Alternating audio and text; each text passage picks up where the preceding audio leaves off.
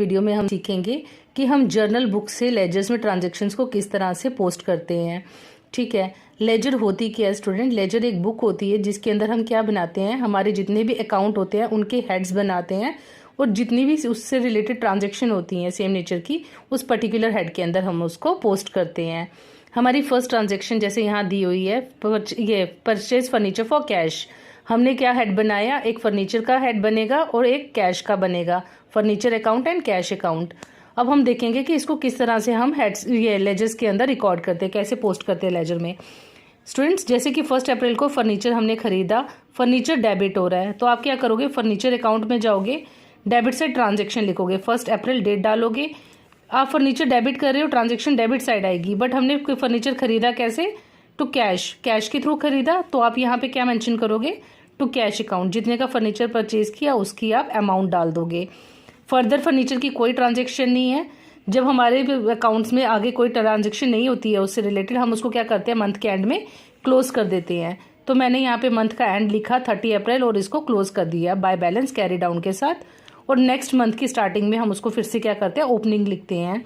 1 मई को मैंने क्या किया, टू बैलेंस ब्रॉट डाउन के साथ इसकी अकाउंट की फिर से ओपनिंग की। ठीक है, ये हो गया फर्नीचर का, ये तो हुआ फर्नीचर पे इफेक्ट।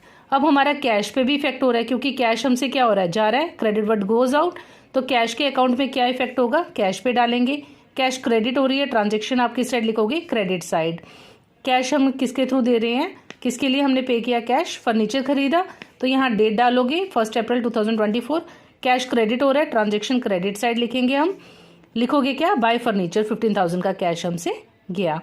ठीक है स्टूडेंट्स, ये हो गई एक ट्रांजेक्शन। फिर है हमारी दूसरी ट्रांजेक्शन जिसके अंदर हमने क्या किया, गुड्स सोल्ड किए कैश पे। 5 मई को हमने गुड्स सोल्ड किए जिसमें कैश हमारा क्या हुआ, डेबिट हुआ। तो आप कैश अकाउंट पे जाओगे, कैश अकाउंट एक क्रिएट कर दिया ना हमने, एक हेड बना दिया और उससे रिलेटेड जितनी भी ट्रांजेक्शन्स होंगी उसको हम इसी हेड के अंदर अब क्या करेंगे, रिकॉर्ड करेंगे, पोस्ट करेंगे उसको। अब कैश की दूसरी ट्रांजेक्शन आई हमारे पास जिसमें हमसे कैश क्या हो रहा है, हमारे पास डेबिट हो रहा है। तो आप कैश को क्या करोगे, यहाँ डेबिट करोगे 18,000 रुपीज। कैसे डेबिट हो रहा है, टू सेल्स अकाउंट। हमने अपोजिट का नाम लिखना होता है, जो हमारी अपोजिट में होगी ट्रांजेक्शन उस अकाउंट का हम नाम लिखेंगे, लेकिन लिखेंगे किस साइड, जहां पे वो मेंशन की होगी। जैसे कैश डेबिट है तो आप डेबिट साइड लिखेंगे, नाम किसका लिखेंगे, टू सेल्स अकाउंट। यहाँ डेट मेंशन करेंगे, अमाउंट 18,000 रुपीज। ठीक है, उसके बाद है दूसरा आपका सेल्स का। अब सेल्स हमारी क्या हो रही है, क्रेडिट हो रही है, तो हम कहाँ करेंगे, सेल्स का हेड बनाएंगे, सेल अकाउंट बनाएंगे और उसमें सेल्स को हम क्या करेंगे, क्रेडिट साइड लिखेंगे।